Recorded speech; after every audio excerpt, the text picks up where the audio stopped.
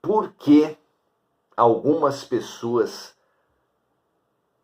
obtêm posições, prêmios, situações que muitos almejam e outras não. O que acontece? Como desvendar a questão da sorte? Palavra que, junto com as suas irmãs, coincidência, acaso, são usadas pela humanidade sem que expliquem absolutamente nada. É mais ou menos como uma pasta num escritório que a pessoa escolhe uma palavra para simbolizar o que tem dentro. Outros, por exemplo. Quando você vê uma pasta com o nome Outros, pode ter o que dentro? Uma pasta no escritório que esteja com o título Documentos explica o quê? E praticamente todas as nossas organizações de papéis, todos os escritórios, têm lá uma pasta de outros ou de documentos.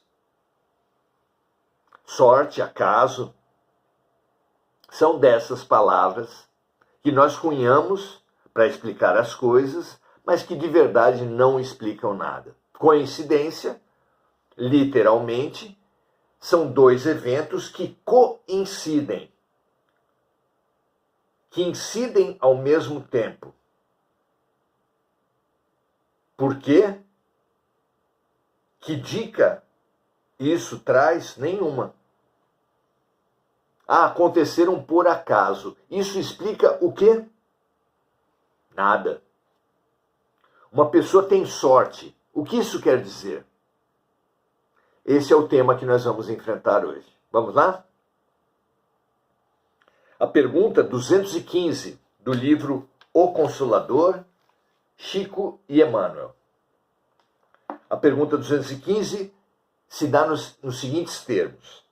Os chamados homens de sorte, as chamadas pessoas de sorte, são guiadas pelos espíritos amigos?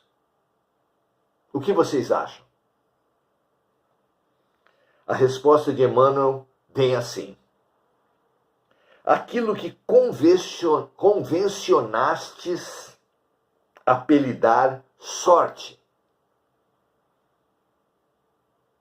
Emmanuel usa o verbo apelidar. É um nome simbólico, um nome curto,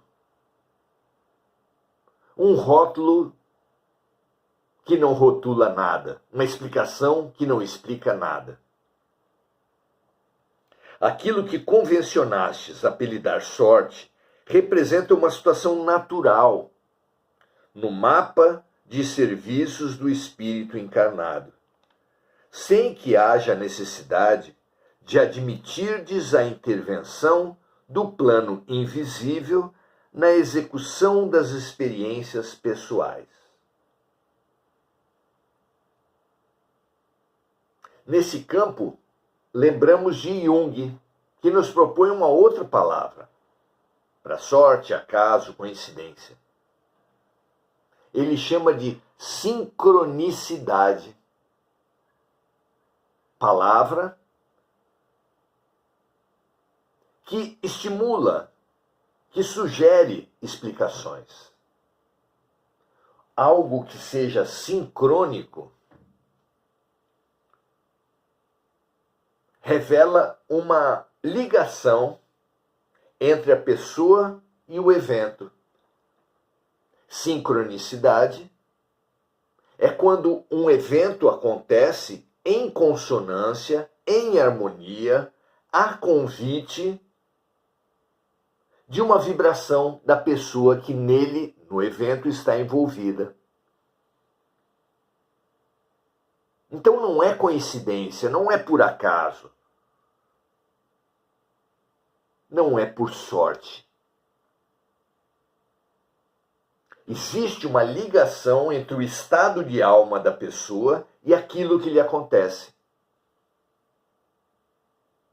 sincronicidade é uma palavra que estimula, que abre portas para entendermos a lei de atração. Ou seja, conforme o padrão de vibração da pessoa, serão os fatos, as situações e as próprias outras pessoas que vierem para o seu dia, para a sua vida. Há uma relação, há uma lógica, há uma sintonia, há uma sincronicidade. Essa sim, uma palavra que ajuda a entender o fenômeno. Veja você, estude Carl Gustav Jung, sincronicidade. Ajuda é um conceito que abre portas, que ajuda na explicação e não que encobre ignorâncias. Não é?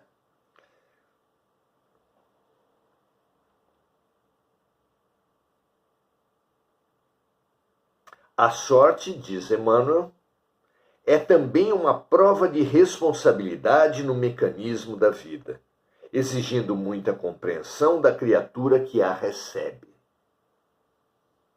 No que se refere à misericórdia divina, a fim de não desbaratar o patrimônio de possibilidades sagradas que lhe foi conferido.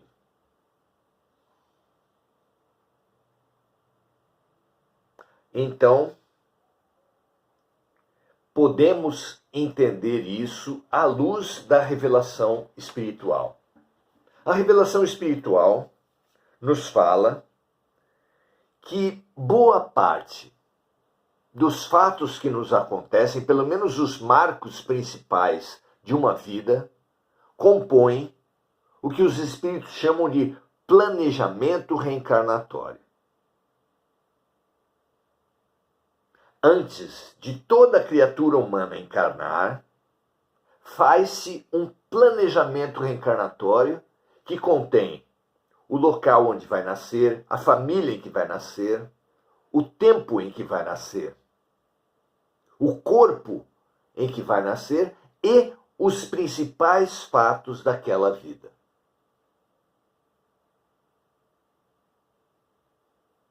Grande parte das vezes, os fatos que são inevitáveis.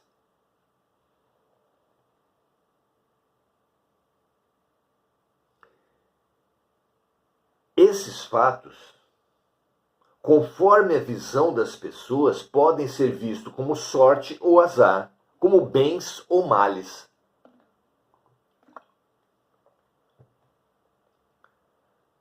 Mas tanto uma palavra quanto outra, sorte ou azar, bens ou males, revelam apenas a superficialidade do olhar. Porque nem existem sortes propriamente, nem azares, nem bens, nem males. Existe a vida propondo lições, a vida propondo remédios. Estamos numa escola perfeita, num hospital perfeito, onde absolutamente tudo é pedagógico, absolutamente tudo é terapêutico. Como se diz no Oriente, não cai mesmo uma folha de uma árvore que não seja pela vontade de Deus. Então, o que é visto por outros como sorte, e que às vezes a própria pessoa não vê assim, por exemplo, quando se entrevista o filho de uma celebridade, se atribui a esse filho, a essa filha, uma situação de sorte. Puxa, você deu muita sorte de ser filha da Xuxa, filha do Pelé, filha do Neymar. E às vezes, comumente, o próprio filho questiona se essa visão estaria correta ou não. Quando vemos documentários sobre os ganhadores dos grandes prêmios de loteria, nós temos essa oportunidade de reformular nossos pensamentos, se seria realmente sorte ganhar esses grandes prêmios da loteria, como pensam universalmente todas as criaturas que não ganharam o prêmio. Colocado de outra forma, todas as pessoas que ganharam um certo prêmio pensam de um jeito, mas as que não ganharam consideram um privilégio, uma sorte, uma alegria, uma felicidade terem ganho aquele prêmio. Mas os que ganharam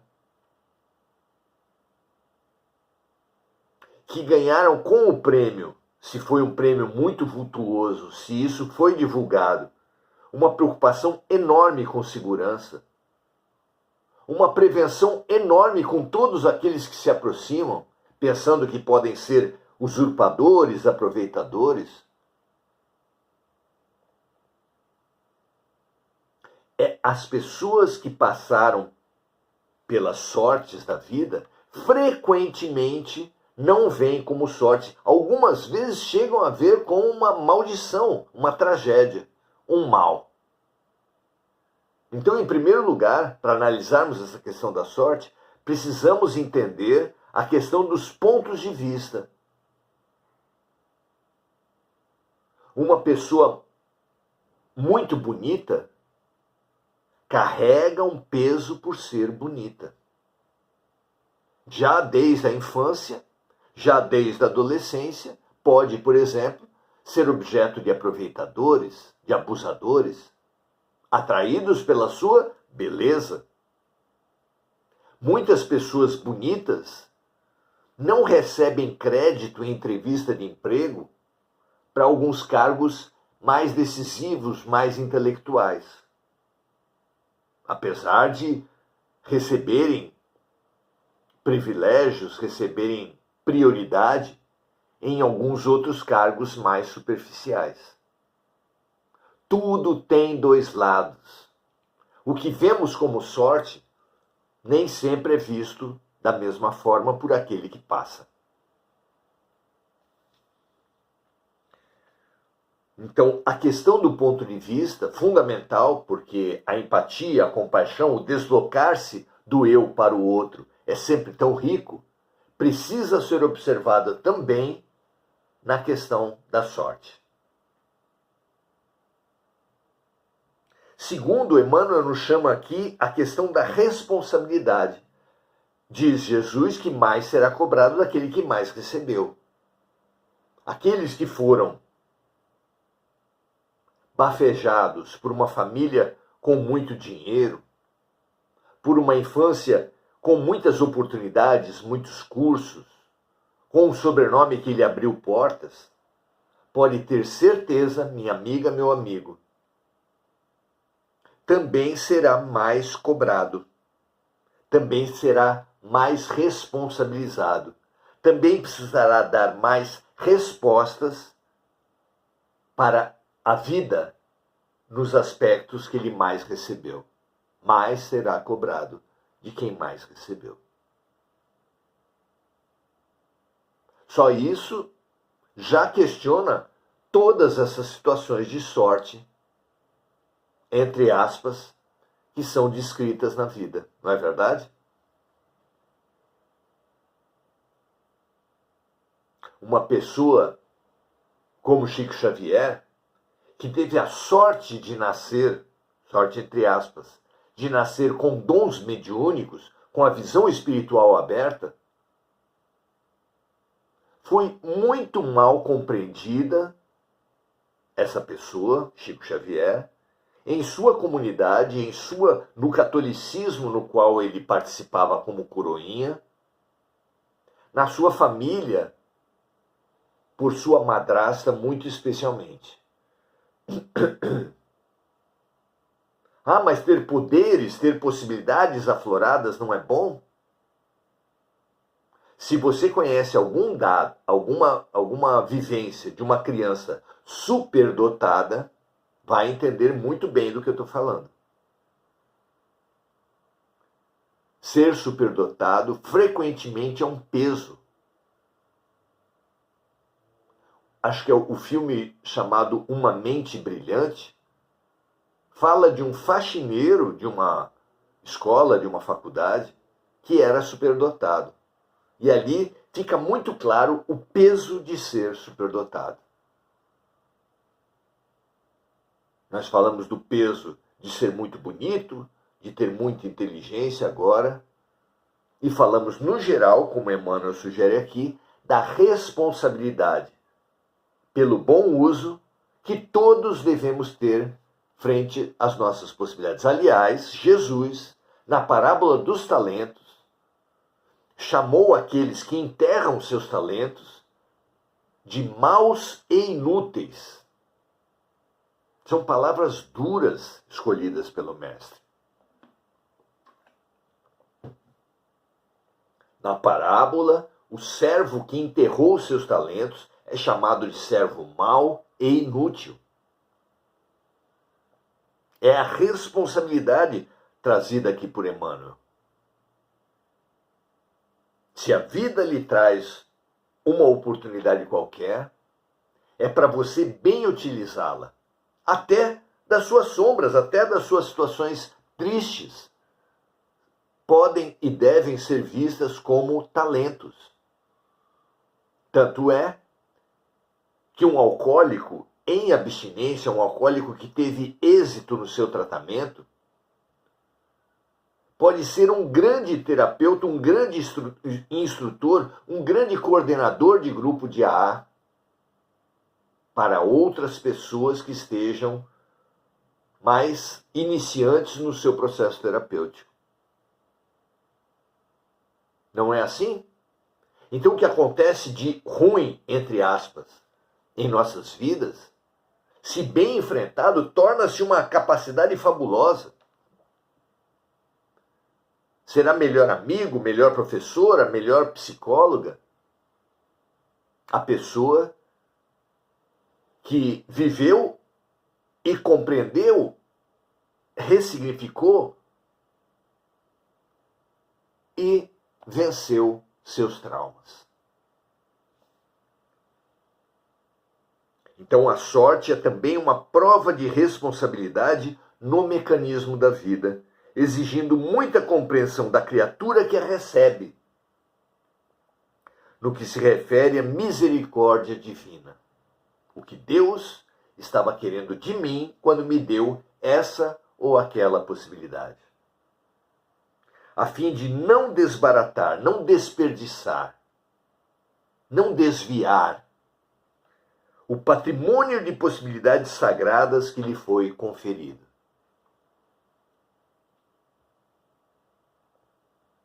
Há uma enormidade, praticamente uma infinitude de possibilidades e talentos que uma pessoa recebe.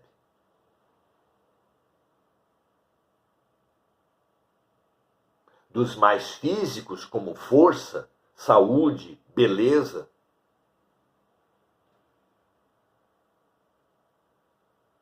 aos que vêm de outras vidas, como talentos precoces, inteligências acima da média, dons espirituais, há realmente uma infinidade, uma quantidade muito grande na arte, na ciência, na inteligência, no corpo, na alma. E também nas possibilidades, no encadeamento dos fatos que traz para o nosso colo, que deposita à nossa frente situações cujo enfrentamento não pode ser visto nem como azar, nem como sorte, mas como oportunidade, como lição, exatos para o nosso momento e para o nosso estágio de desenvolvimento, para promover os aprendizados e as curas necessárias. Zero de coincidência, zero de sorte ou azar, zero de acaso. Acaso é a ideia oposta de Deus. Acreditar que qualquer coisa pode acontecer com qualquer um a qualquer momento é o oposto de não cai uma folha de uma árvore que não seja pela vontade de Deus.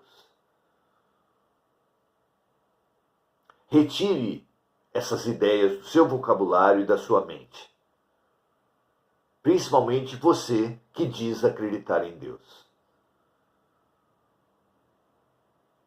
Desafie-se com a ideia da sincronicidade, da sintonia. Tente entender o que a vida, o que Deus estava tentando lhe ensinar com os fatos que já aconteceram. E cada vez que receber uma possibilidade da vida, veja nela uma oportunidade de aprendizado, de cura e de serviço. Porque, como disse Jesus, o maior entre nós será sempre aquele que mais servir. Faça ao outro o que gostaria que o outro lhe fizesse. Muito bom, minha amiga, meu amigo. Uma nova visão de sorte para você, para todos nós. Uma nova visão da ação de Deus na vida dos seus filhos. Uma nova visão das sincronicidades, das sintonias, da necessidade de nós nos observarmos e ressituarmos nossas vibrações, vigiando-nos e orando, como na fabulosa receita deixada por Jesus.